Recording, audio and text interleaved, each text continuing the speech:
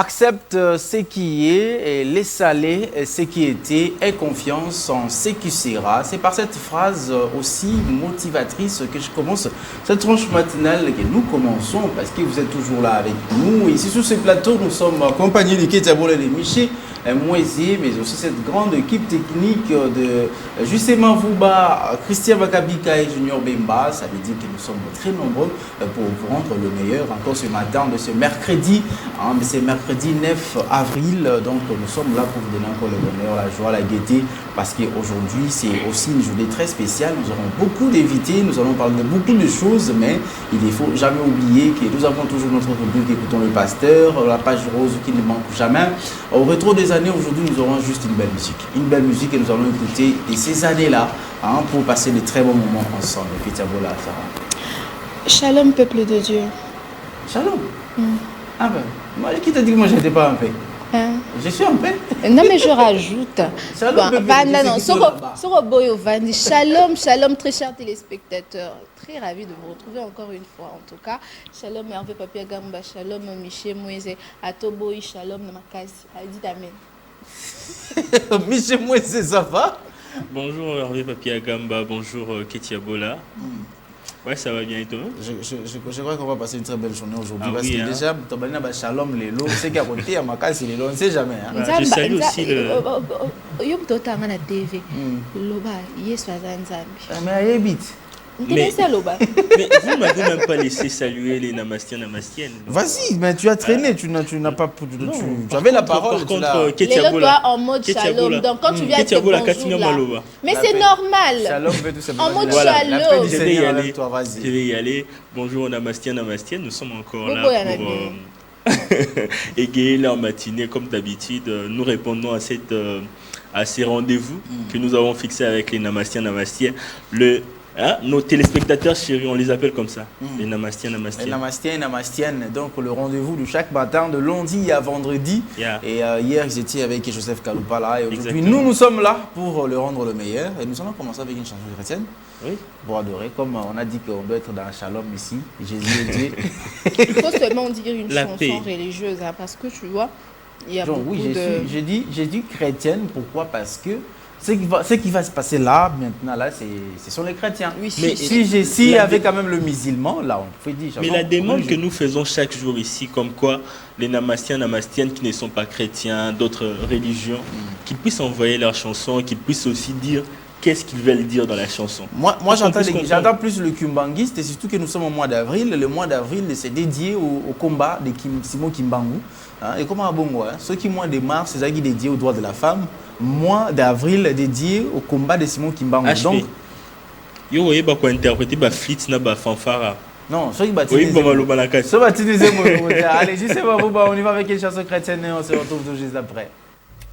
Voilà, cette très belle chanson de la sœur Déborah Lukaou, ma consolation, pour vous faire plaisir à vous tous qui étaient branchés. Vous êtes chrétiens, vous êtes musulmans, donc la chanson ne dépend du tout des personnes. La chanson, c'est pour adorer Dieu, c'est pour élever le nom de Dieu, c'est pour rendre le meilleur à notre Dieu, le Créateur, le Tout-Puissant, qui nous a créés, qui nous a donné encore cette vie, ce souffle de vie jusqu'à ce matin. Voilà pourquoi nous disons toujours merci au Seigneur Jésus-Christ qui nous garde et qui nous protège. Bon, Seigneur Jésus-Christ pour nous les chrétiens, Allah pour le musulman, comment je vais ajouter Yahweh pour le judaïste, n'est-ce pas Michel?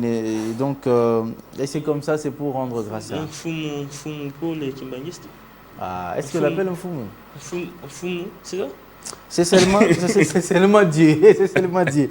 Alors, vous savez, nous vous inspirez à vous marier. Vous aimez un jour devenir femme mariée, homme marié, devenir aussi dans votre foyer. Mais il y a des préalables qu'il faut faire pour être marié, pour se marier. Il y a des préalables qu'il faut savoir pour se marier.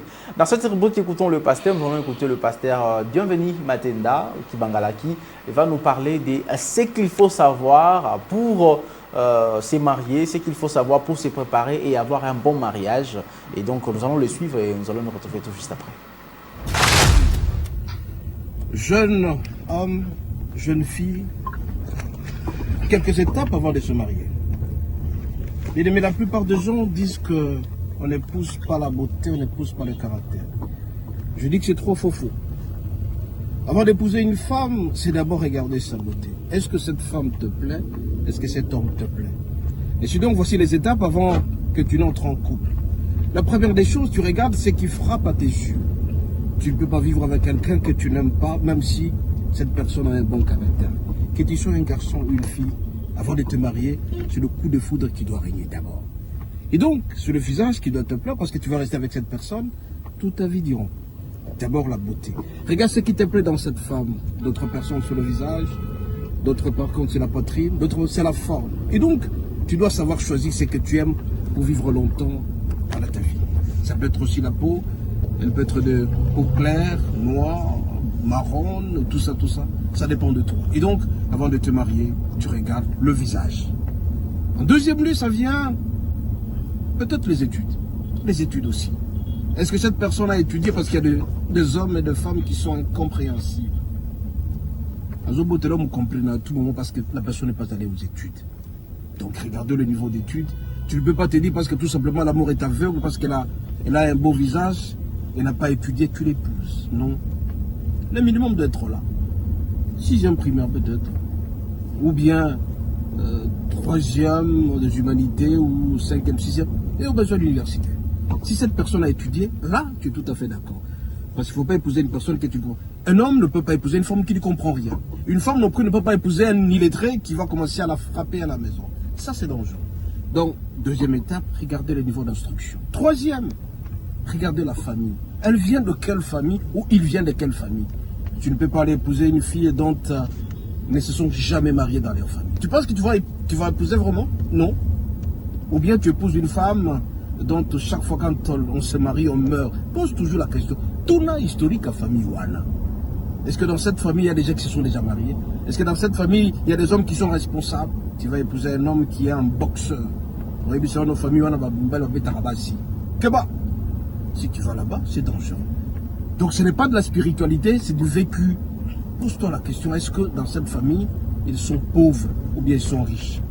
Tu vas entrer dans une famille où un homme est irresponsable. Un homme qui ne sait jamais prendre en charge de sa famille. Un homme qui boit matin, midi, soir. Un homme qui a plusieurs femmes. Tu entres dans une famille polygamique, par exemple, un homme qui épouse 10 femmes, 15 femmes. Pose-toi la question dans cette famille. Est-ce que ce sont des hommes responsables? Ou des hommes qui ne se limitent jamais à 3, 4, 5 femmes? Ça aussi. Si cette famille est pauvre, c'est pas toi qui vas relever cette famille. Un homme qui épouse une famille ou une femme, rien, pas là-bas. La femme n'apporte rien dans le foyer. Ce n'est pas bien. L'homme quittera son père et sa mère et s'attachera, que la femme aussi amène quelque chose dans le foyer. À un certain moment, l'on peut tomber malade. Donc regardez un peu ça. Le niveau de la pauvreté, le niveau de l'instruction est dans cette famille. 4e lieu, mais là c'est le caractère. À 3, 4, 5 femmes. Ça aussi. Si cette famille est pauvre, c'est pas toi qui vas relever cette famille.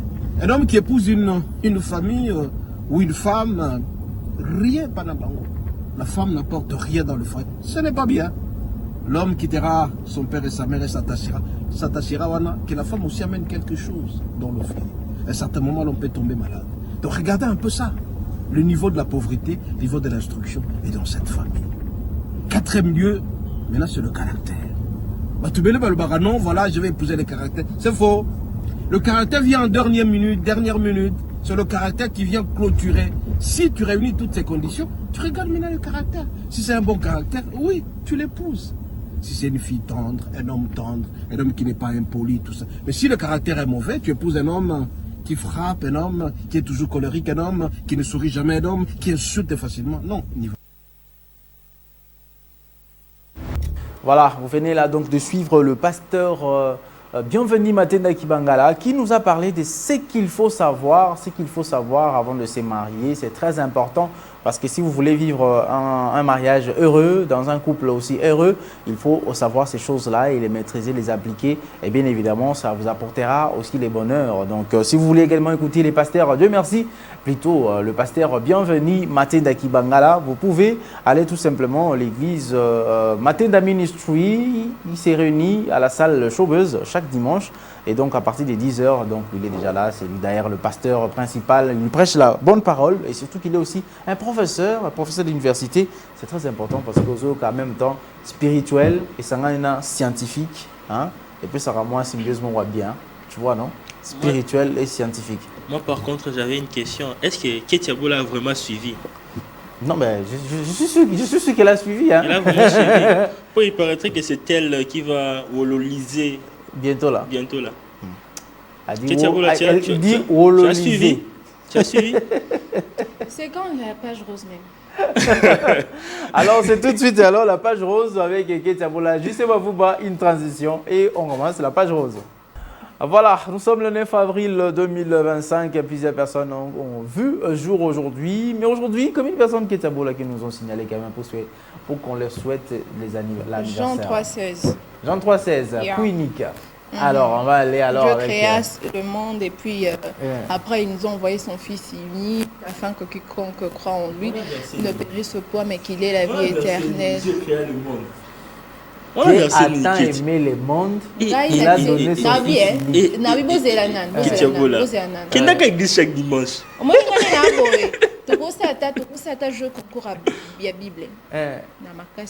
tu as mal commencé. Non. Tu as mal commencé. Dieu créa le monde. Dieu n'a pas créé le monde bien. Non, écoutez d'abord. Les versets que tu parles. Jean 3,16. Puis après, tu commences par Dieu créa le monde. Attaille au monde. Tu reconnais ce verset-là? Je le connais d'abord par cœur. Pourquoi? Parce qu'il y a même une chanson. Dieu a tant aimé le monde qu'il a donné. Donc, c'est pas que je voulais même pas finir. C'est moi-même qui ai dit Dieu créa le monde. Mais après, sentiment et continue avec ce comité Nasuka. Dieu n'a pas créé le monde ou quoi? Dites-moi, bon, répondez-moi. Bon, joyeux anniversaire à qui? Joyeux anniversaire. Bon, quand le anniversaire à contre ma vie à battre, contre mon lobaka. C'est quoi ça? Joyeux anniversaire. Le 9 avril. Alors, 9 avril 2025, mercredi bien sûr, 9 avril 2025, une année de plus, mais aussi une année de moins sur votre parcours vital. Donc, il faut toujours le savoir, parce que l'on ne sait jamais. En attendant, célébrons d'abord la nativité de celui ou celle qu'on appelle Gracielle Wanga. Gracielle Wanga. Alors, heureux anniversaire à toi, Gracielle Wanga. Je te souhaite un très joyeux anniversaire. J'espère que tu passeras une belle journée entourée de tous ceux que tu aimes. Un très bel anniversaire, que tous tes vœux deviennent réalité, que tous tes meilleurs vœux pour cette nouvelle année et tout le bonheur du monde de l'amour et que tes projets s'accomplissent, que le Seigneur Dieu Tout-Puissant t'accorde bonheur, santé, longévité, grâce, paix, amour. Heureux anniversaire à toi, Gracielle Wanga. Voilà, c'est la seule personne, c'est pourquoi on en parlait des gens 3,16. Hein. Dieu créa le monde. Dieu a tant aimé celui le monde. C'est lui qui se dit que Dieu n'a pas créé le monde, il a seulement aimé. Attendez, mais quand vous... Merci beaucoup justement pour parler de cette belle chanson de Kofi Olomide, donc Papa Ko et Mama Si, toujours au top. D'ailleurs, ça me pousse à penser à la structure Amour et Fraternité. Amour et Fraternité, une structure qui a totalisé déjà 10 ans, qui est dans les actions philanthropiques au Bassalaraba Aide, au travers des orphelinats. D'ailleurs, ils sont en train de se préparer pour visiter les orphelinats et dont le président Blaise Mutanda Blessing, qui est depuis l'Afrique du Sud. D'ailleurs, nous les saluons depuis l'Afrique du Sud, le président Blaise Mutanda Blessing avec la structure Amour et Fraternité, hein, une structure philanthropique avec le président Blaise philanthrope. Un philanthrope, ça dit Moutoua Lingaro Soumabatu, Lingaro partager. Donc il faut que vous allez payer bongo. Donc nous vous saluons et nous pensons que nous allons vivre ces moments où vous allez partir faire les dons dans les orphelinats. Il faut que vous soyez orphelin parce que la Bible même elle dit la religion pure est sainte et celle qui consiste à aider les orphelins et aussi les pauvres. Voilà. Les veuves. Donc, assister les veuves. Tu vas ajouter aussi les veuves. Alors, nous avons notre premier invité sur ce plateau. Il y a dénonciation parce que conflit ethnique il créera toujours des problèmes. Alors, il y a toujours les gens qui sont derrière des conflits ethniques. Les lots na kati Équateur, ils condamnent Batomba, Bazobunda, Totuna Bazobunda Nini, Balingi Bawela Nini, Awa, na plateau de Yeli Yannick qui est là aussi avec nous sur ce plateau qui nous dit bonjour et bienvenue. Bonjour, merci beaucoup pour m'avoir invité. Je salue tout le monde, je salue les Congolais qui sont en train de nous suivre en ce moment. vous et moi, nous sommes à Kinshasa, nous habitons Kinshasa. Nous venons de passer un moment trop crucial récemment avec la pluie diluvienne qui venait d'inonder la ville de Kinshasa. Donc, il est de notre devoir de compatir ensemble avec les familles qui ont été endeuillées. Nous avions perdu des vies humaines. Il y a d'autres personnes qui ont perdu tout, les maisons se sont écoulées. Nous profitons de cette occasion à travers votre micro pour présenter premièrement nos condoléances aux familles qui ont perdu les leurs. Et puis, nous profitons aussi d'encourager ceux qui ont perdu leurs biens, leurs maisons. Et je sais que le gouvernement central et provincial sont en train de se battre pour supplier tant soit peu à ces fléaux que nos frères ont subis. Voilà, merci beaucoup. Ce message va droit au cœur à tous nos frères de Tchangou Moamba, mais aussi de Lukunga aussi, qui ont été frappés bien évidemment de cette pluie diluvienne. Vous êtes jeune leader des Bikoro, vous représentez Bikoro, vous êtes également l'un des avocats conseils d'une des familles en conflit. Qu'est-ce qui se passe? Qu'est-ce qui se passe pour qu'on arrive jusqu'à voir des ethnies dont les Ekonda et les Batomba être en conflit? Qu'est-ce qui se passe? Merci beaucoup, monsieur le journaliste, pour m'avoir accordé une fois de plus la parole. Je suis maître Yannick Yeli, avocat conseil des familles Mongo, qui est une famille représentée par des prêtres missionnaires. C'est le père Gistet, le père provincial Gistet Mène et le père Yvon qui est son collaborateur. Tous deux sont des mêmes familles. C'est une histoire qui ne concerne pas l'Église catholique, quand même que les protagonistes ont voulu insérer l'Église catholique là-dessus, parce que ce sont des prêtres qui sont dedans, alors que c'est une histoire qui concerne une famille qui se sont organisées, d'avoir leur concession, et comme toute la famille ne sont pas là-bas, ne sont pas au Congo, ils ont désigné les deux prêtres qui sont au Congo pour représenter à chaque fois qu'il y a un problème. Et dans ce sens-là que nous passons vers votre micro pour dénoncer un complot organisé ou orchestré par un colonel, le colonel Patrice Bondoy. C'est un colonel de la police qui vit en Mbandaka. Il est le commandant ville de Mbandaka de brigade anticriminelle. Anticriminelle. C'est ce monsieur, il est aussi originaire de Bikoro. Il se passe un problème. Lui, il y avait une dame à Bikoro. L'espace que vous écoutez... Pardon pour ne pas vous couper. Moi, j'aimerais que vous puissiez bien expliciter en lingala. En lingala, merci beaucoup. Merci beaucoup. Oui, parce que l'on parle de Bikoro, des merci beaucoup. Ah, vous êtes de Bikoro? Non, moi, je suis congolaise. Non, je suis congolaise, mais vous appartenez à une partie. Il n'y a pas de problème, je vous conseille, madame. Merci beaucoup pour cette...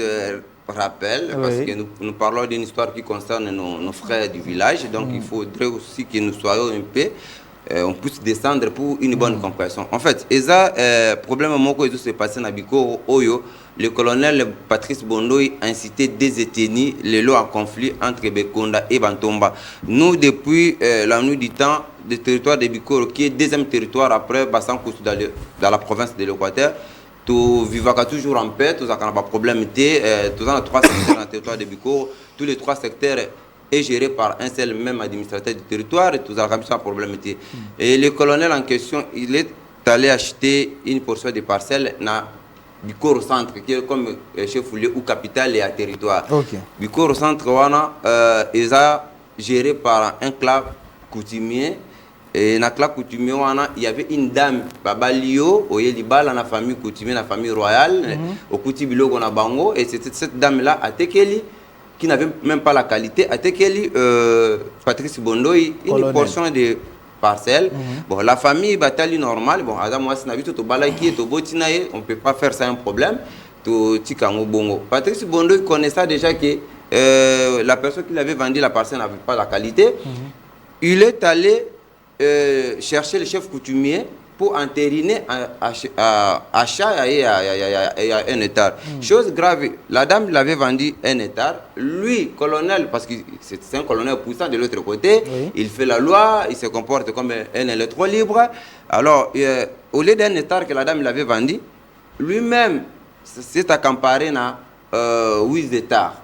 Wizetar, bon, comme il y a dit que non, dans la Mikanda Wizetar, à quel pas chef coutumier, à Mekobeta, match pour ACLM, Mukanda, chef coutumier, il y a un droit coutumier, que non, n'a pas un droit coutumier, 4 États, Wizetar. Le chef coutumier n'a pas voulu faire ça. Et chose grave, malheureusement, le chef coutumier est parti. Le nouveau chef coutumier, quand il est venu, le monsieur est venu encore solliciter et pas nouveau. Non, nous avons le logo mogo awa. Nous sommes pas passé le mogo bouboume. Nous avons pour ça bosser la mikanda. Il y a Wizetar. Le nouveau chef coutumier connaissant l'histoire de la famille lui dira que non. Toi, tu n'as pas acheté 4 Wizetar. Tu avais acheté un seul État. Alors, derrière la personne qui s'est vendue, État Rwanda avec la qualité. Pourquoi Oye pas n'angana c'est là mikanda à 4 Wizetar.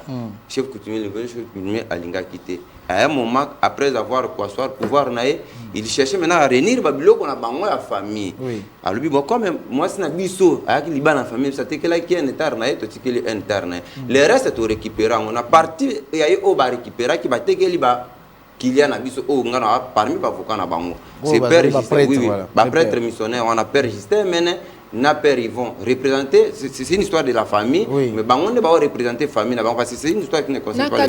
Papa, mais est-ce que avant de battre le prêtre missionnaire, tant que a récupéré chef coutumier a récupéré qui au union sauté un hectare, est-ce que Zaki n'a pas de tension entre déjà Baomi Bali, chef coutumier na colonel? Bon, attention parce que le chef coutumier là qui sait que non, tu n'avais pas la qualité, que là qui a la qualité t'es dedans. Madame, chez nous en droit pour rester en justice, il faut avoir la qualité.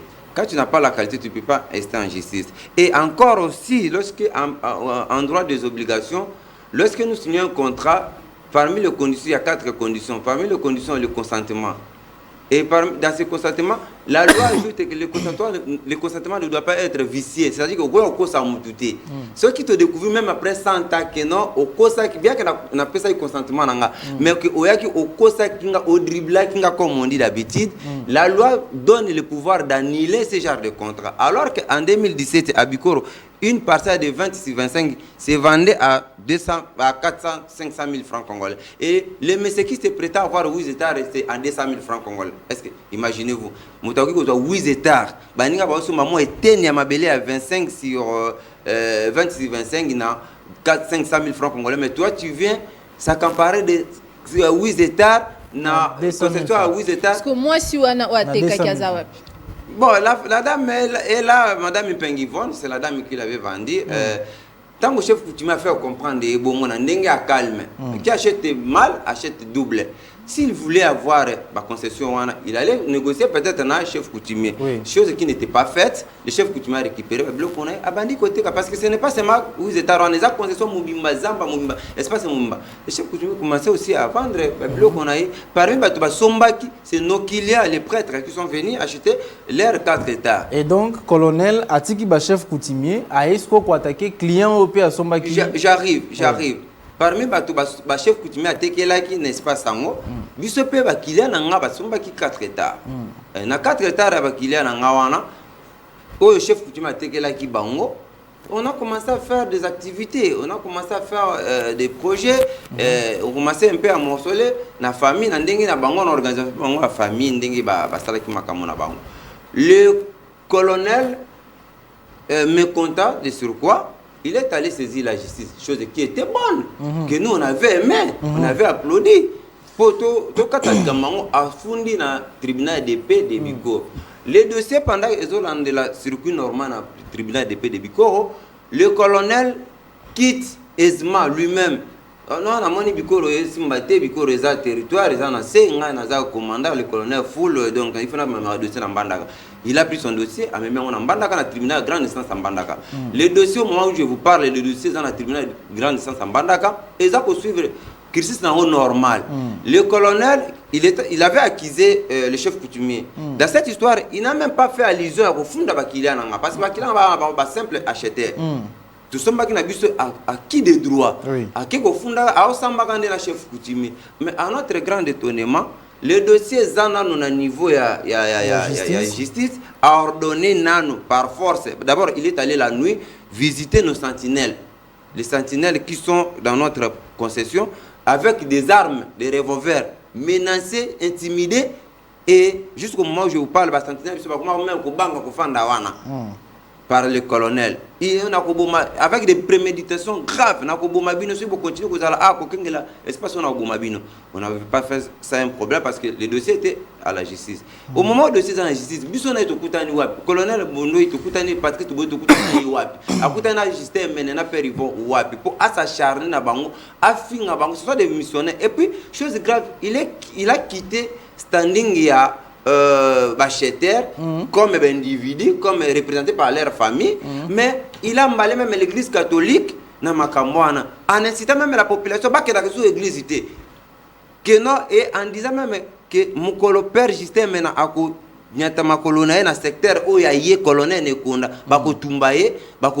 alors que c'est un père provincial, c'est un prêtre provincial, il est censé de faire itinérance à l'église dans la province de l'Équateur. Mais lorsque vous lui interdisez de ne pas affranchir un secteur, ça devient compliqué, avec des menaces graves. Donc nous dénonçons cet acharnement envers nos clients. Nos clients sont en danger. Nous aussi qui vous parlons, nous sommes en danger, mais nous on n'a pas peur parce que je suis avocat, j'ai fait qu'accomplir mon travail. Et donc j'ai fait ce que la loi me donne comme prérogative de le faire. Mais seulement nous dénonçons le comportement. Le dossier est encore dans la justice. Nous demandons au colonel, yondo kenda ko funda la caméra wana tango zolo bana colonel yondo kenda ko funda na avant sanga za non na mutuna oui tika si ça non message et peut poser la question, on y va. Oui, colonel yondo kenda ko funda chef coutumier na justice motatekela kiyo na biso na yo to abacheteur motatekela ki biso nyo surtout tozwa ngone hypothèse wana eza famille coutumière. Si a réclamer, si a revendiquer, tu peux revendiquer dans la famille ou bateau batekela kibiso. Mais tu as kobo ya message ya haine ou créé ou trouble suko eza na bikoro pendant plusieurs temps biso na bikoro to bundaka te to vivaka na biso en paix. Ce que le biki non bako botolo mabele parce que osam tomba te osam moto ekonda. Mais combien de tomba ya ekonda o ba vestir na bikoro centre na tomba. Je peux vous citer même plusieurs notables de chez nous. Entre autres, d'autres vous le connaissez même, l'effet excellence ministre Sapoutou Bavo, il était ministre de l'Environnement.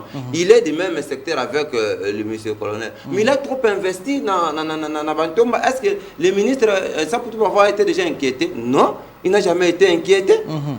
Le professeur Poutou Bokinga, il venait d'être secrétaire chargé de recherche à l'IPEN. Il a trop investi dans Bantomba. Il a même un grand hôtel dans Bantomba que parfois ceux qui n'ont pas un hôtel. Est-ce qu'il a été déjà inquiété? Non. Ils sont nombreux. La liste est vraiment le pasteur Babou. Donc ça dit les deux communautés. Un grand investisseur de chez nous.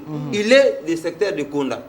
Mais il a investi beaucoup plus dans le secteur de Bantomba. Il n'a jamais été inquiété. D'ailleurs, nous aimons parce que c'est l'unique personne qui est venue valoriser notre territoire. Il est venu faire des activités, vraiment des méga activités dans notre territoire. Et a investi beaucoup plus dans le secteur de Bantomba. Bantomba a un problème. Mais pourquoi il est coïncité avec des menaces de mort, avec des préméditations, incitation à la haine qui a entre deux ethnies. Donc, Bantomana Bekonda arme blanche, mando qui n'a pas calibre 12 wana, va utiliser tous les moyens pour ne pas se battre dans Bantomba. C'est cet aspect des choses que nous, la jeunesse, étant que leader aussi de Bikoro, les jeunes leaders de Bikoro, nous ne voulons pas ce genre de choses parce que le pays est en train de traverser un moment trop crucial, les guerres de l'Est. Voilà pourquoi certaines personnes disent que non. Il peut s'avérer que le colonel peut être aussi en contact avec le M23 parce que on ne peut pas imaginer un colonel de surcroît, un officier de la police de surcroît peut faire appel aux barbaries, appel aux activités criminelles, en tout des secteurs mutu et en faisant l'ISO à Yumi. Nous connaissons l'histoire de Yumi parce que c'était commencé comme ça que l'autre côté. Dans l'autre côté, ça commence toujours comme ça. Voilà pourquoi nous nous élevons pour dénoncer ce genre de comportement. Et nous demandons aussi dans service étatique compétent de se saisir d'office parce que nous avons tous toutes les preuves. Au moment venu, nous allons saisir officiellement la justice. Par rapport à l'acharnement, il y a Père Justin, Père Yvon. Ce sont des missionnaires plutôt. Ce sont aussi Père provincial, des responsables. Ils doivent... Colonel Afundi, chef coutumier. Donc, la justice, on a dossier binoté, non? Nous ne sommes pas là. Est-ce que Bino après menace, est-ce que Bino peut quelle justice? Non, nous, au moins, madame, il y a je crois, menace, sortie na équipe c'est récent. C'est récent. Bino sango. Ce sont des gens qui kimia, qui d'une manière épidermique. Et nous, d'ailleurs, on était prêts à ça, ne fût qu'une réquisition d'informations, demander les réquisitions d'informations, et pas le procureur. Lui dit, on a problème. Le chef coutumier, c'est la même personne qui nous avait vendu Bissonaï. Bassi, la nana, on a chef coutumier. Et nous reviendrons, n'a pas propos téméraire, versatoire, à tenir. Pour abuser avec une incitation à la haine, parce que le père Justin n'est pas n'importe qui, c'est un père provincial, il représente l'église catholique dans Kouenwana, c'est les responsables. Mais lorsque vous massacrez les noms d'un prêtre de Sirkouan, un responsable qui gère toute une communauté, c'est très grave. Et Kolobake, Bandim, église catholique, l'église catholique est dignité. Ça c'est jeter de l'opprobre à l'égard de l'église catholique. L'église catholique n'est pas n'importe qui, n'est pas ton ami. Voilà, message à Souka Kasipoto, Toka Bona Place, wana message à Souka na pour la population, pe baza kuna ba communauté zakuna, na ba tourner sur ba trouble, message mo à Souka pour Toka Bona. Message nanga à Souka na s'adresser nango et pas d'abord na banda et pas ba konzi mboka. Ba bomaka moto tango ezo banda. Pour ceux qui zuizamba mobimba, et comme ka difficile pour la bomango. Alors, moi, je suis dans le territoire de Biko, dans la province de l'Équateur. Nous faisons appel, et pas d'autorité, à interpeller le colonel Patrice Bondoï, c'est à l'ordre, parce que le climat a semé ce qu'il même si vous dans la famille, il y a un chef coutumier, ce sont des frères. Tous les habitants sur le territoire, pays moko soko dans la problème nande konayo okoluka ndekonayo bokutani bosololi bobongisi ki oleka na ba média oleka na ba réseaux sociaux vilipande ba komba bato yango nde tokosenga qui gouvernement et sa charge parce qu'il a déjà incité les gens et les gens de l'autre côté nous on a peur parce que tant au côté on a pas côté l'élément et que ça la passe et que ça la mal tout la deuxième guerre deuxième nanga c'est pour ça que nous disons que non peut-être il peut s'avérer qu'il est en connivence dans nanga parce que le comportement là c'est pas bien et par rapport à la jeunesse bikoroise bande konangai bantomba bekonda to mesana ko vivre biso surtout na kimia na biso to mesana d'abord ma femme elle est de Konda. Ma femme elle est de Konda. Donc moi ni kina bali ko na to boti na ibana mbali. Voilà. Maintenant mutu moko aya ko tia biso na zizani moko boye to ndongwana to bomana ça ne sera pas bien parce que bango ba bala koto yo koto pe ba bala koto bana ba obota ma donc on vit ensemble avec eux. Donc to ko ta la manipulation ya colonel Patrice Bondo était parce que ba parcelle wana ba concession wana ezaya il y a territoire, il y a secteur, il y a fait personnel, fait privé na moko. Mais pourquoi que ça pourquoi que tout ça secteur na makamo italien yo moko. Quand quelqu'un achète sa maison, il achète pour lui-même, pour soi-même. Ce n'est pas pour toute la population, c'est pas pour la communauté. Mais pourquoi emballer communauté? Pourquoi mêler communauté dans makamo? C'est pour cela que ça l'appelle pas notable pe abiso oyo bazana Kinshasa tout comme va puna ba mekempe ko benda colonel ba mekempe ko yebisaye a se retirer et azala na respect na banganga nzambe ba ko mériter respect parce que ba zabato yo ba contribuer makasi l'éducation, nous qui avons eu la chance de passer dans l'école catholique, la vie catholique, et aux acolytes. Donc nous reflétons l'image de mon père, l'église catholique.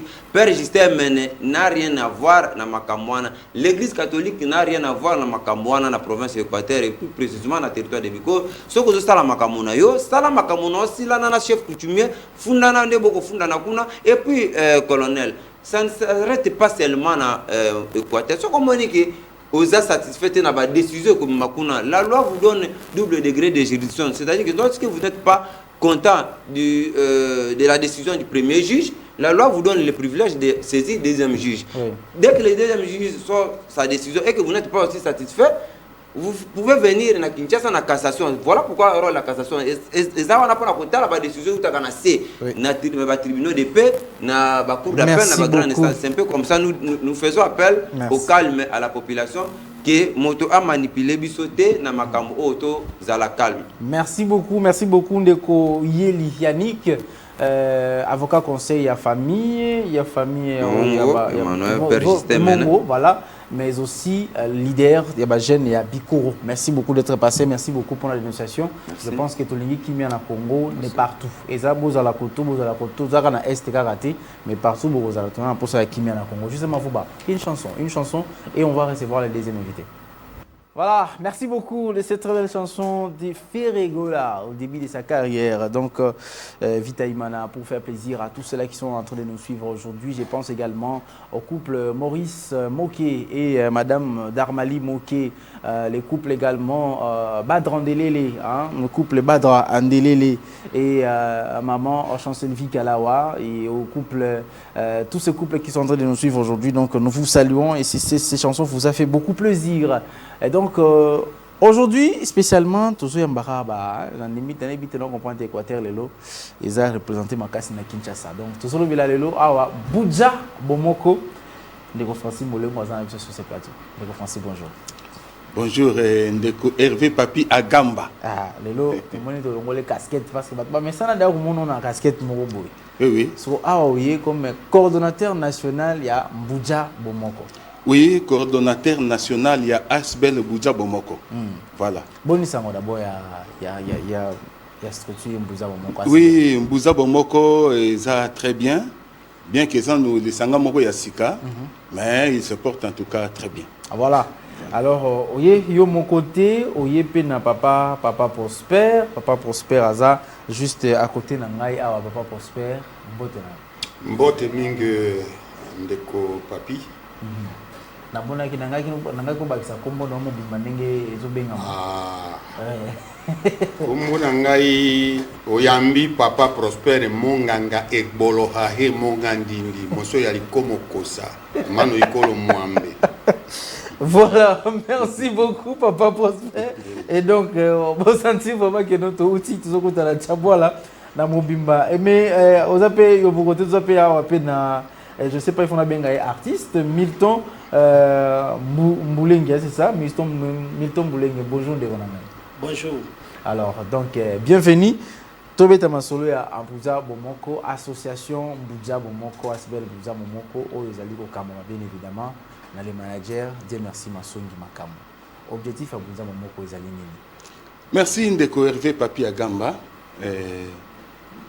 Les Anding Bolobi, Asbel Boudja Bomoko, ils ont Kambemana, les managers, leader Yachangu, un vrai Mbouza, Masongi Makambo, Dieu merci. Ndenge Ndeko Prosper Egbolo, Monganga Outiko s'est présenté, il a premier conseiller. Et Ndeko Nabi, nous avons coordonnateur national, il y a Asbel Boudja Bomoko. Et Ndeko Nabi Mboulengue, Aza membre.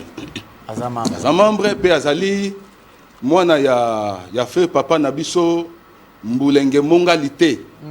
Ouais, za leader ya musique culturelle Nabiso Bambouza. Ouais, bengamaki na kombo ya Engundele Aumba Elinga. Soki aza Nabiso lelo c'est parce que bandeko belé.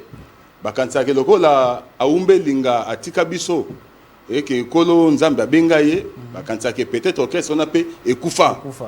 Ya au moins lelo toza awa na Mboulengue fils on a koyebisa na tous les Mbouza que engundele aumbelinga ezali. OK. Pe eza en forme. Alors, pour nous étaler Mbuza Bomoko ndeko Hervé Papi à Gamba.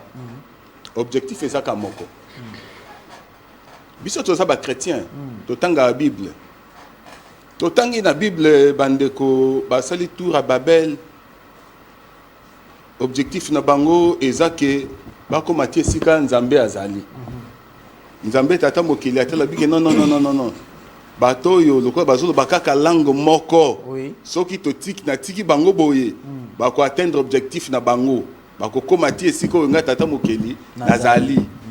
Abitika sani na panza bango pa panza bango ache bango maintenant mutu na mutu akomi koloba na ndenge na ye. Même maintenant de Hervé Papi à Gamba. Le manager dit merci Masongi Makambo Vandaki a réfléchi. Et mais biso Mbuza. Tozo bakaka lokota moko. Mais comment tozo kokoka ko réussir te ko sa makambo minene te? C'est parce que assez référent na Bible. Ba to bazo ba langue moko mais permettre bango ba kende plus loin. Mais comment biso peuple Mbuza tozo bakaka kota moko e buja?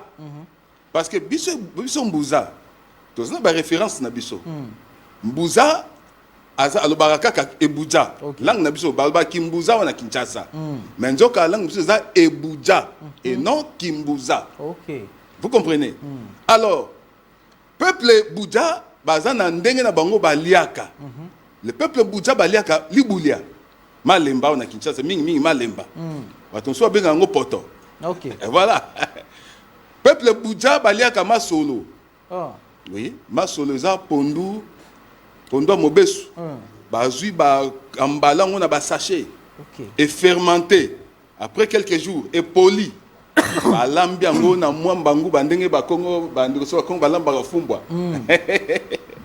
Mais ba lambi masolo on Hervé Papi na mbisi ya kokauka to ya mai, ba tielo na malemba.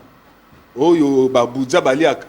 Donc on a biso ba buja Kinshasa, attends na moteke mais ça passe. Ouais. Donc voilà, donc le peuple Bouddha, bah, ça a référence na bango, bah, ça a identité na bango par rapport à la culture na bango.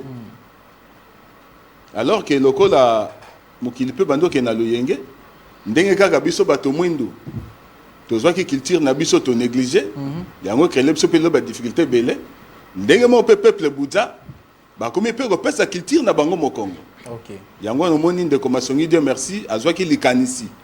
Ya ko sangisa ba Bouddha nyonso. To banda ko beta nanu lisolo ya bokoko na biso Bouddha. To lobelango na biso Bouddha to uti wapi. OK. Biso Bouddha bokoko na biso za ndenge nini. To liaka ndenge nini. To mabina na biso za ka ndenge nini. Biso Bouddha. To bali saka ndenge nini to pe to bala ka ndenge nini. Voilà, ne Francine Rozongela yo mena tu na pe papa Prosper aux a conseillé. C'est-à-dire pe boanya ezali. Tozo lutter contre le tribalisme na Congo. On le dit que non tribalisme est au salamabe mais le fait que ningi bozo sangana misusu boye. Et ça ko benda susu esprit ya tribalisme té. Ndeko Papi na kanisi lisanga oyo poke to sangana lelo yo. Ezali nde souci. Souci ya biso bambuja. Babuja souci ezaki nini. Cela veut dire que na kati ya Bumba tozali na 6 secteurs. Na kati ya 6 secteurs okokuta Itimbiri, Loika, Molua, Monzamboli, Yandongi et Bandayo. Biso nyonso na 6 secteurs toza bambuza. To utande na motu moko nde toke biteni. OK. Alors, et yango monike totali to monike critique o ya biso ya mbuza. Donc ezali ezako sila. To constater ba diaspora o babotami na Kinshasa lokola neko Frasi Molengo azako beta kimbuza. Parce que papa, maman bazali babuza. Donc mwana ya botami na buba alongo ibumba e awa mawatro ayebi koloba même kibuza oza koloba na kibuza de rien azo kate azo mon étrange et pesi biso souci yango tolobi non il faut to sanga biso nyonso tozali mutu moko po okota na lisanga ya Buza Bomoko, ça veut dire tata, maman, bazak ba originaire ya Bumba. Ou maman koki kozala école mosusu mais papa azali originaire ya Bumba. Ndo koki koya kokota na kati ya lisanga na biso. Et na kati ya lisanga na biso yo toyaki ko constater que ebele na kati ya Kinshasa wa to ko constater que bandeko na biso ya basi baza ko souffrir. Même bandeko na biso ya bibali baza ko souffrir. Ako kene ko kuta na mobali mosusu mobali akipaka ete mobali ko beta kaye asombela ke bilamba te aza ko souffrir. Mais totali ke bandeko na basi ndenge totiki bango boye. Non? Il faut to créer lokoyo pour to fanda na bango oyo ndeko akozala na mwa lilusu moko boye abendi te mama kofanda ka boye na ndako te yaka okomba kombakata na bureau boye pour que olekisa kabana na yo tikana no esprit ya mobali bosi boboti na to yete pote to kabola bango na bibali na bango non pona kolakisa mobali ke te e fandeli yo za kofanda na ndeko na biso ya mwasi bongo te donc opesi ye moi nzela ya kofandela donc yepe azana bandeko na ye yepe azana bandeko na ye ozomona yango monike souci na biso ya makasi to sala donc tolongola pasi wana bandeko na biso bazana yango ngana zana mwa bozwi comment na kotika ndeko na ngai mususu aza buza lokola ngai aza ko souffrir il faut na benda ye pembe yango monike ndeko Dieu merci makambo donc abengisi biso nyonso bambuza tozala esika moko tozala liboke ndenge tozalaki liboso napesa bo exemple moke omoni ntango tozalaki na ndeko na biso Jena Bumba Mwasu chef d'état major Njogi ye alobaki nini aza kolobake ngai naza likemba omoni likemba ntango likemba eza kobota abimisaka toujours mwa bilenge ya bakemba pembeni alobi ngai lokola ngai naza kokende ntango na kobota likemba soko okati likemba wana olei likemba wana ekobota lisusu carrément akwei mais take baraplaça bazali na se basali nini baye koraplace donc nde yango sikoyo Dieu merci makambo alobi masongi alobi non tozala lokola likemba malgré biso toza kokende kosila baoyo baza koya na siba baya koraplasaka biso nde yango monike bomoko oyo biso tosengi buza nyonso oyo azali na kati ya Kinshasa buza nyonso oyo azali na ba 26 provinces même bo baza na poto donc tolingi tozala esika moko eke problème soki ezwi biso na kati na biso ezala poto oyo baza na poto bazali wapi bakontribua lokola sikoyo soki toza na problème bato ya France batidaka cotisation na bango même les militaires oyo bazali na fro batindaka bacotisation na bango lokola sikoyo tokozala na assemblée na biso donc babandite eza kosala bacapture na bango ya bambongo d'accord alors donc ndeko na ngai na bako balobi yoza muyembi héritage ya bayembi toyoka mwa eloko alors bon guitariste atikali mwa libanda ningaki azala kaka juste à côté abeta kaka po esala son junior bemba kosonga biso po guitariste abeta kaka son na ye yoka na po ye azala na harmonie ya koyemba ya yemba nando eza neti pose na biso ya mwana mais obandaka nano mwa quelque chose Buza mabako obalia somba kwene ino pati na lama isomba obalia bada kwene aumbelinga moke mona mabumba likoka bambuza ino kaena mboli mboli ene bumba maloba mobe totozala se andongi yana mbuku no kaena mboli eza oyoki mboli nde bayoki bakulutu balobi mboli yango na balobi yango biso bambuza to baka mboli bambuza bayoki da mboli yango na bakulutu balobi yango wana ngai nazali artiste oyo bambuza nazali fils ya papa aumbelinga ngai azali fils na yo bambuza badai kosenga yo wana bon voilà bogangi awa elakisi nini mais bah cri de guerre. Cri de guerre. Hervé Papi. Oui, le peuple Mbouza et baza ba guerrier. Baza ba peuple moko baza trop sage et puis baza tellement intelligent. Et Hervé Papi a gambé singole ba que premier ministre de la République démocratique du Congo était un Mbouza. OK. Oui, Cyril Adoula. Oh, OK. Cyril Adoula. OK. Donc Mbouza aza peuple moko aza maïle belé pe aza na makasi mingi. C'est pourquoi moni tous les Mbouza et Longona Masongi Makambo, Dieu merci, soutient le chef de l'État Félix Antoine Tshisekedi de Chilombo et nos FARDC. C'est parce que Mbouza baza peuple moko baza na kati ya République démocratique du Congo. Et République démocratique du Congo mboka na biso. Pour biso Mbouza tona mboka musuta pa andero ya Congo. Mboka na biso les a agressés par les Rwandais. Alors jamais toki ko leka sans que tout belao etali pe bitumba oyo banguna ba Rwandais baza ko bundisa mboka na biso Congo. Et yango no moni pe ndeko Masongi Dieu merci et Mbouza bomoko baza derrière le président de la République Félix Antoine Tshisekedi de Chilombo et pe ba FARDC na ba wazalendo po na côté le mela banguna ba Rwandais bati que la biso mboka na biso na kimia. Na ebité soki na ko se tromper mais ko corriger ngai ndeko Francis Molengo apparemment na armée pe époque moko ba ndeko na biso ba ndeko Mbouza bino Mbouza qui peut représenter mingi na armée. Oui, oui ndeko Hervé Papi omoni flamand belge.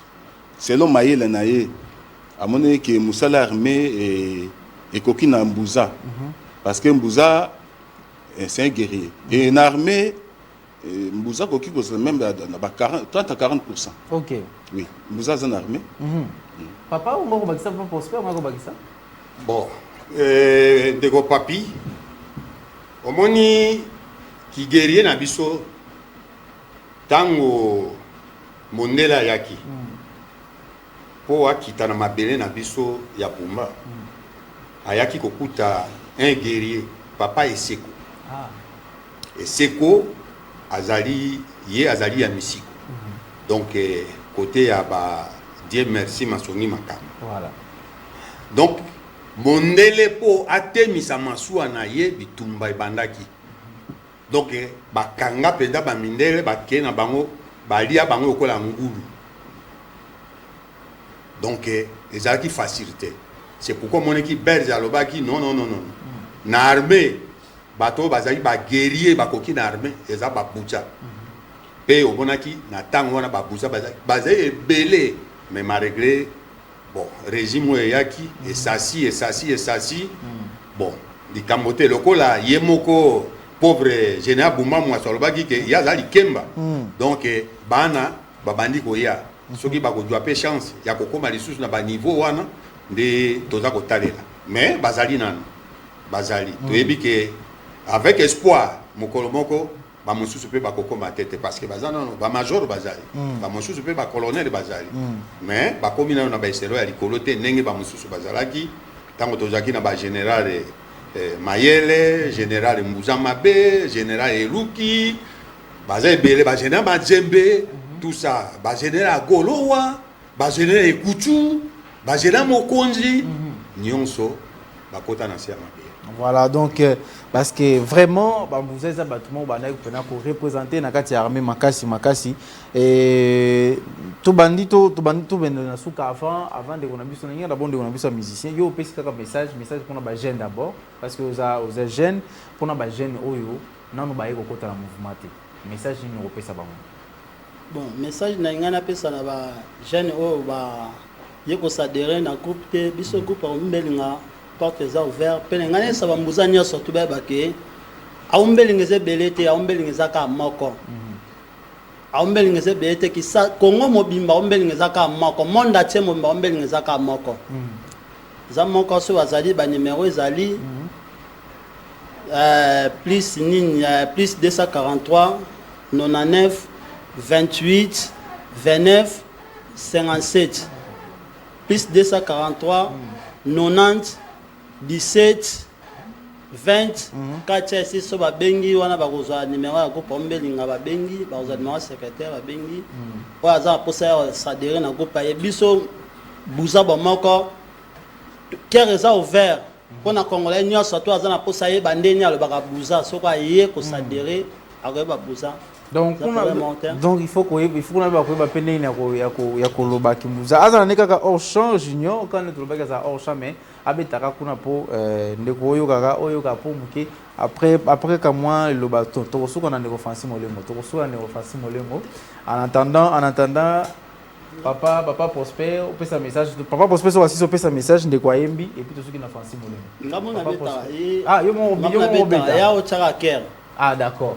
Alors, est-ce que n'engana ta moins intervention mo boy biso pe babuza pona okaki ba ndeko ba artiste mususu ba yembi pona ba ndeko na biso ndenge azokite na este kuna nde makila ba congolais ezo kita kuna test na este kuna ngapi na lingaki na part ya ngapi ombeli ngatake na za patrimoine po musique na ba mbuza ka te ba yokango soko ina kati orchestre na ba mbuza omona mulu bazana kati muyakazali OK Moussaïl Azali, Bazana Kati, Bazana Posa, Babizika, Babouza. Dans ma patrimoine, donc, vous partagez peu culture, on a tout mon sous. On a continué mal les soumis, on a fait que les peuples n'avaient pas esté. Voilà, alors, Junior Vembalo, donc tu t'organises, comment tu fais pour Komatiwana et de Francis Molembo, message quand même, tu peux savoir un message. Bon. Lobana ndenge ni batu baya pa bakota na Mbuza Bomoko avant ko pesa message mais batu bakota ndenge Mbuza Bomoko adhésion est gratuit et la porte est ouverte, ça dit porte est pour le pour na babuza nyonso c'est condition ça ka moko oza seulement buza oza na kati ya 6 secteurs Itimbiri Yandongi Monjamboli Loika Banda Yowa Molwa na tape soko zali papa botio aza ekolo mosusu kasi mama botio aza buja na biso buja ndenge bato ndeko so benga mwana kasi biso benga ka kali mwana kali na tape soko za mwana kali oza na possibilité ya ko s'adhérer na Buja Bomoko et Buja Bomoko ba droit d'adhésion exacté parce que eza biso libota eza biso famille comment moto azoya ko ya na zala na ibango nde biso to bengaka na etombo parce que Buja Bomoko eza etombo eza zala nde na so ba wana un vrai Buja azo comprendre c'est-à-dire zala eza payote esikoyo tata afandaka na bana na ye pour na kotalisa bango ezaleli na bango libota. Alors droit d'adhésion exacté la porte est grandement ouverte et tozo benga o nyonso abetanga metaza Buja ya to sanga na bandeko enfin que to permettre totike la bana na biso bokoko oyo batata na biso batikelaki biso. Voilà, donc papa Prosper sikoyo po yo pesa message na yo avant to yemba et puis to kamana pesa message bilenge ba mama ba jeune bana pe ba botami awa po baya na Buja Bomoko. Merci Deko Papi. Eloko moko naza ko yebisa na ba Buja ya territoire Ebumba. Tozala na division T. Bandeko na biso ya liboso ya kala basaki ba erreur. Lokola bandeko na biso ba Pindia, bandeko na biso ba directeur général ya Inere ya Ngambi. E Congo ndeko na biso azaki pe directeur général ya Inere ya Ngambi. E Kuchu donc tozala na Bomoko. Ba Dambu bazaki ba ambassadeur itinérant atamo ya Mobutu. Oye ko kamata ndeko na biso oyo nani Adambu azalaki pe ambassadeur itinérant oye ko kamata oyo mosusu oyo azali nano sikoyo j'ai oublié les noms donc tozala na Bomoko oyo ndenge général Bumba atikelaka biso ke ya azali likemba eza na banana soki ozali Buza ya solo omona ndeko na yo asouffrir te yango to sali lisango yo poke tozala na Bomoko to simba na maboko tolinga te katikati na biso ya babuza donc moko amona pasi ou bien okuti ndeko na yo baza konyokola ye aza na libala baza konyokola ye bien ndeko na yo ya mobali baza konyokola ye abali mwasi moko aza na comportement ya mabe baza ko souffrir yozo seka eza bongo te to simba na maboko donc ngai nazalaki délégué commercial ya Pepsi Cola na sala mission moko mwanda mais na komi na boma na ekokuta ndeko nanga moko ya mwasi aza ko souffrir. Donc c'est à 87 aza ko souffrir tango na koti lokola na kola mingi na baswahili na yoki baswahili baza koloba tango na lobi swahili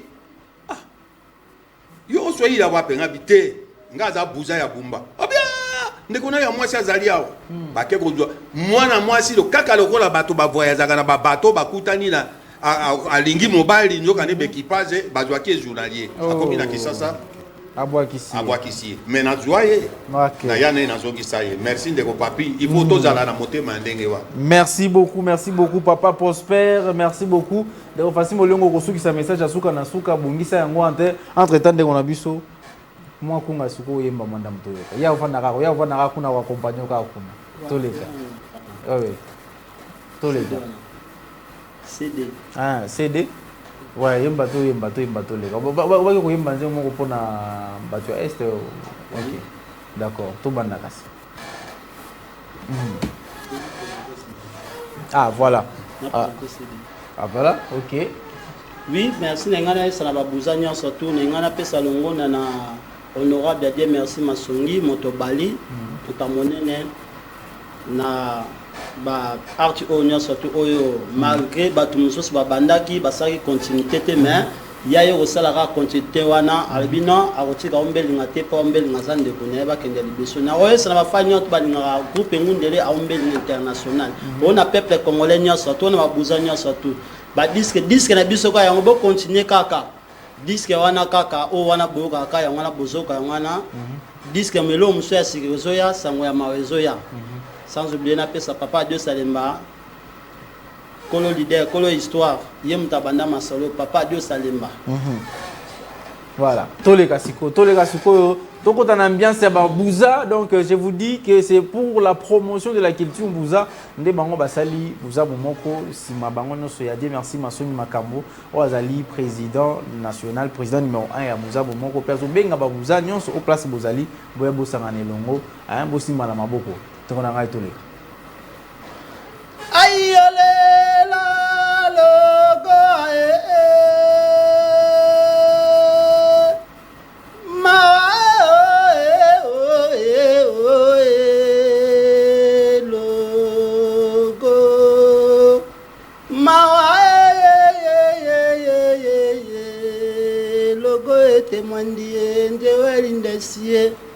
peuple congolais na este magwae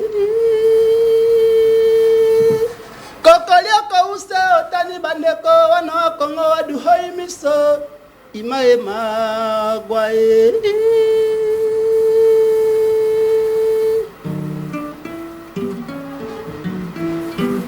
imamole imamole imamole elongo na pepe okolonga imamole papa fatia motema imamole imamole ya este okolonga imamole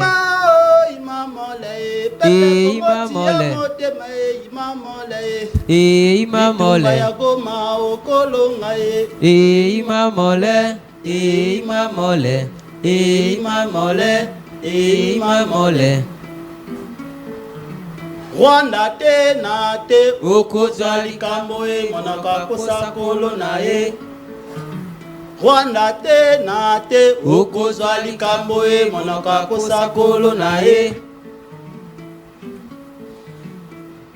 bana Rwanda bazobanga kobunda bazobanga Rwanda bazobanga kobunda bazobanga Rwanda bazokima kima bazobanga kobunda bazobanga kobunda bazobanga kobunda bazobanga kobunda bazobanga kobunda bazobanga aumbelinga ole ao wazaki juste moi intervention ya moke pona soutien ya kosunga bandeko na biso baza na Rwanda fo baza fortifié na este pardon na este baza fortifié yango yango na pesa moi message wana pona waka bandinga basaki intervention mais nga moi tant moke na bio nyonso tezaka contribution c'est ça mbote na son excellence Gwake ya Ngembe mongala solo mon général Stéphane Gwake Maître Yannick Yassimbo, Maître Kanja Andia, Maître Willy Litumba, Maître Godeli Fingula.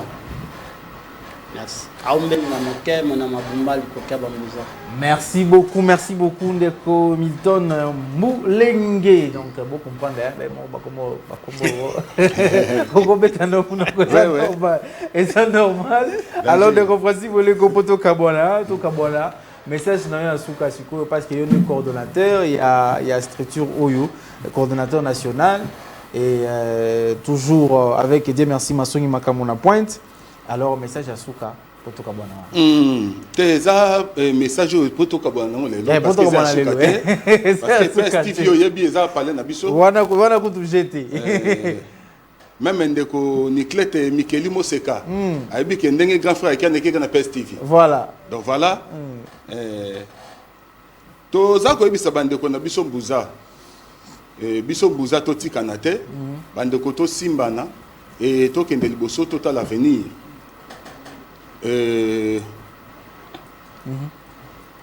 Voilà donc adresse Nabiso et sera biso ASBL Bouza Bomoko Toza Osangana Toza Nanjili quartier 1 de référence Nabiso za terrain Bouddha juste en face de l'église des Saints des derniers jours.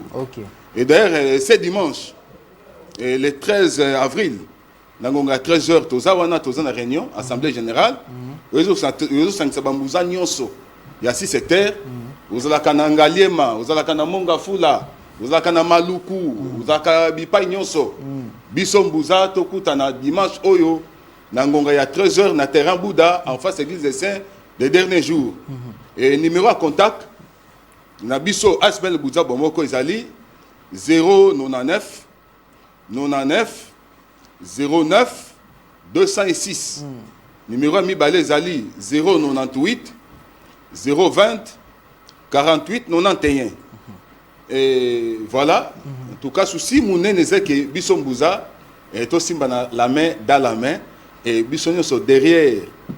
Et les managers Masongi Makambo Dieu merci à sa président national afin que permettre que Bisson to avancer. Na zangi to ko pesa mbote na Manzuzi Manzuzi Carmel. Oui. Na pesa mbote na deuxième conseiller Jean-Gilbert Pella. Na pesi mbote na leki na ngai Bilino Amboka Mwango Jakali Amonga Lijambu. Voilà, fiston Mambaou Mbola.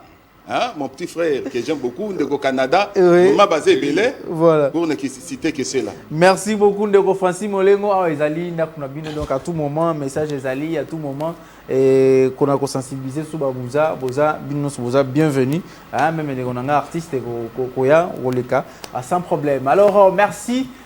Donc justement on va prendre juste spot partenaire avec Enim comme ça toujours ma papa José Kindenda Banzila na beto jamais to kotikango il faut to lobela Banzila c'est très important. On y va.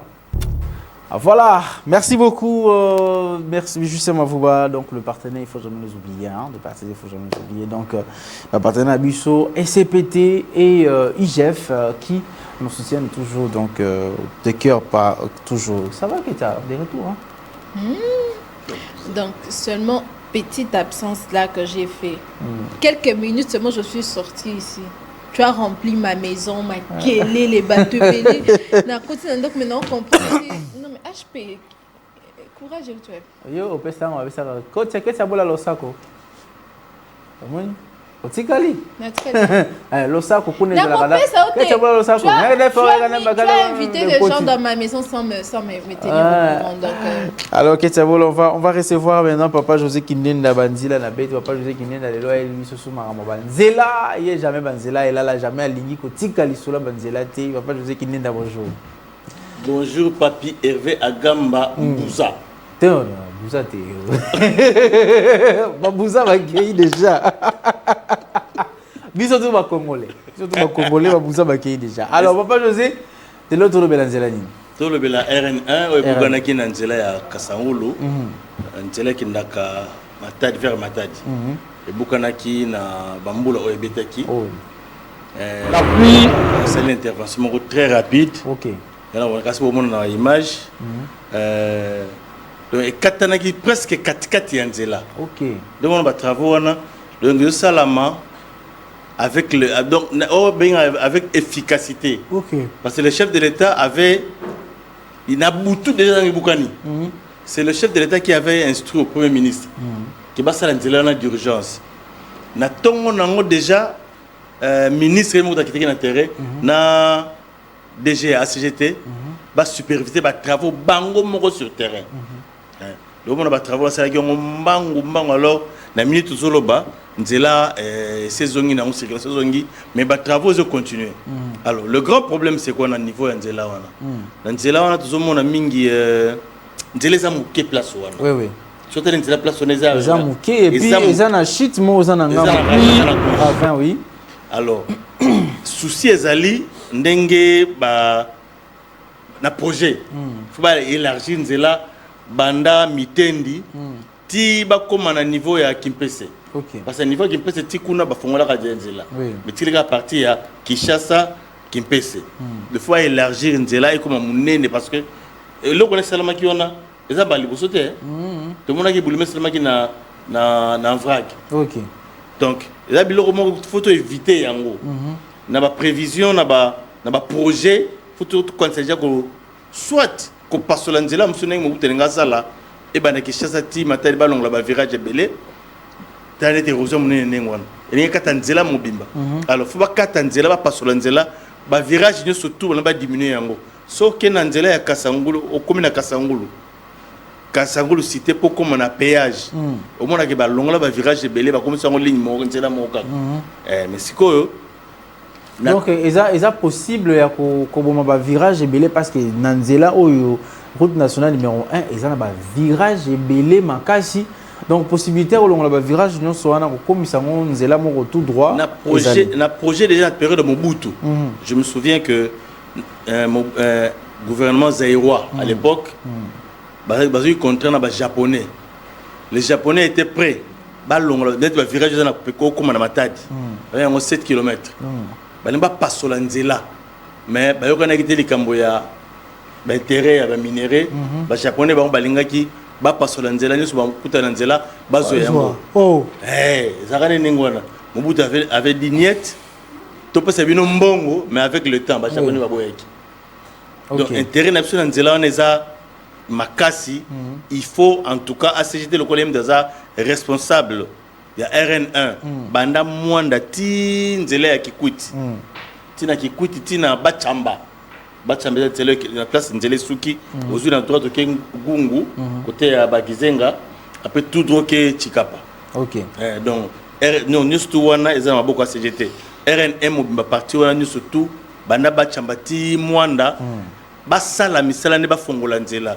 Félicitations quand même na batavone ça bien bango circulation parce que samedi ngai moko samedi na bimi pona ya musala. Mais pourquoi volonté ya kosala boyi za la raté na ba ville par exemple là na ville à Kinshasa parce que nzela oyo bukani vendredi donc la nuit de vendredi à samedi déjà les lots toza mercredi ndé na zo ndé tozo mona ba image wana c'est-à-dire que non circulation saison nginango ba tu vas comment voyager na bango normal pourtant ko toza ya munene pesa ya grave. Et ça, on ne peut pas grave, mais ça l'a mis dans un temps record. Puis, donc, volonté de ça l'a raté. Bon, au moins, il y a un contrat sino-congolais. Le contrat sino-congolais, c'est-à-dire que ceux qui les caméras, ils ont un contrat. Pour le contrat sino-congolais, ils ont un contrat où ils ont un minéné. On a par exemple, il y a un boulevard du 30 juin, il y a un sino-congolais. Ils ont un sino-congolais. Ceux qui ont un intervention rapide. Mais ce qu'on a un exemple de la Kinshasa, basé un contrat nini. Donc, entreprise nini. Entreprise particulier. Mais édition ndeko Hervé, okobela mutu na mboko. Avenue Gambela depuis Bukana, banda Kasavu uti avenue Ngiringi. Tronçon wana. Ça fait 4 ans. Mais si ça sino-congolais bien, pourquoi pas continuer avec sino-congolais na place pas de entreprise privée pour après chinois le betobo qui n'ont encore. Non mais problème est à niveau ya sino-congolais gouvernement congolais. Ville paie notre capitale. Gouvernement provincial pèse mbongo nango face à banzela na ye mais ba so ande ba entreprise nini, c'est ça le problème. Na le bakali mikolo so awali kambo ya OVD des entreprises à l'état et ça ingénieurs qualifiés. Pourquoi personne ne va travailler? C'est ça le grand problème. OVD, moi vraiment la terrain dans mon arraso sous tenir en OVDT, ce n'est même pas pour conseiller la baron campagne. C'est pas peut-être le coût. Non, bien au contraire. Avec OVD, coût est parce que les entreprises à l'état. C'est quel coût? Quel coût? Mais après, il faut total, c'est intérêt, Zani, Kobo, et Akoutou. Justement, il faut total à tout. Au fait, rétrocommission? Bon, peut-être ça les solar rétrocommission. Parce que si d'abord ils placent coûteux, ils ont moins coûteux. Ah, qui n'a pas ça coûteux, mais après ils ont des avantages, on pourrait dire. Rétrocommission. Ça c'est un exemple, mon coca pour la souki ça. Qualité à béton, bâtiment avenue des livres, na avenue TZF. Tout retarde après 10 ans. Nazoloba parce que na yebi makam nazoloba. Basali ba béton ka ndemo banda ko koyaka.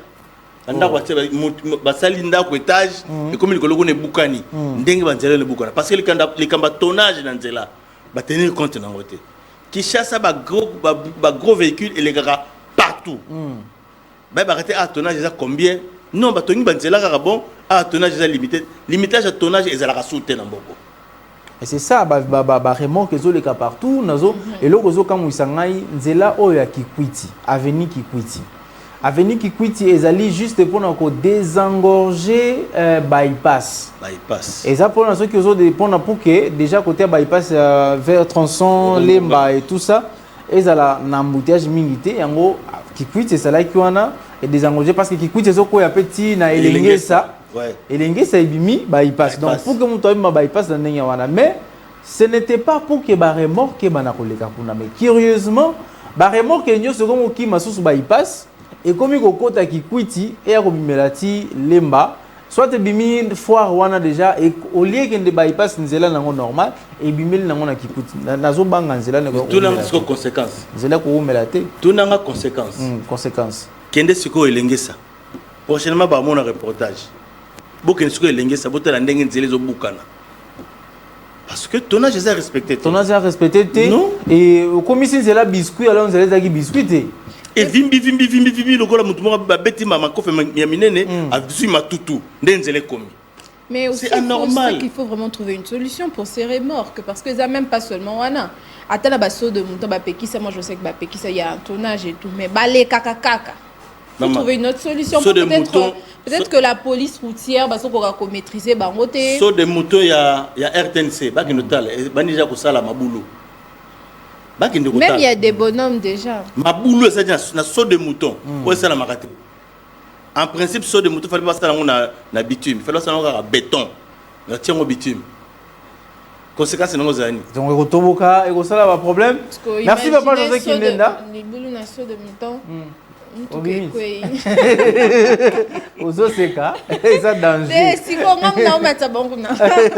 Alors merci papa José. Je crois que dans les cas qui toquent à moins zembo moko lelo parce que tout ça kanaba tout ça tout le monde banzembo akala ebeta malelo. Je ne sais pas justement vous ba junior bemba ceux qui dans les to kalelo makambo lobi makambo na lembie et to kabona place one avec cette chanson. Merci les loza au groupe ça DG à CGT Mbote. Ça ka mbote na batu oyo ba landaka ba comme landa émission makasi. En tout cas na sepeli mingi parce que makamni so sala awa pour makabadzela na moni quelque part ba comme go réparer. Na esengona ngaza yangwana. Voilà. Alors, merci na DG à OVD malgré OVD comme nango baba et ça sur le côté. Victor Utumba. Mes salutations et puis na DG à ACGT Nikonzao mes salutations et puis ingénieur Junior Poba allez c'est plaisir na ketcha mingi so amona te babi ah non ça zama mke mazulu ma français qui to bonné félicitations voilà nani papa Junior Poba ingénieur ingénieur Junior Poba mes salutations Poba qui c'est batonaliste mabanga Hervé Moba te po de jo melambongo lemba ko tikate tu veux que je puisse parler juste au coquille kozura parce que toi-même tu connais Olianga Mbongo ya Hervé Moba Hervé Moba je le répète papa je vous ai tu as encore dit qui na boîte Hervé Moba Poba. Junior Poba, je salue ingénieur parce que Hervé Moba. C'est ça, Hervé Moba, pour tout le monde. C'est ça, Hervé Moba. Hervé Moba. Voilà, merci beaucoup, JC Mavouba. Richard vous dit oui, parce qu'il va faire son entrée. Il y a aussi Junior Bemba, Christian Bakabika, merci également à monsieur le directeur des programmes Tristan Énergie, Lélo, grand merci. Aussi au directeur des informations, Charles Mouzadi, les livres, comme on aime dire, on l'appelle. Merci. Voilà, merci également au patron de la PS Télévision, mais c'est Patrick Ngando Tuyoyo, donc le coordonnateur, le concepteur de cette tranche matinale, les Namasté. Et donc, nous allons nous séparer au travers cette chanson qui va nous proposer justement Fouba. Allez, ciao et à vendredi.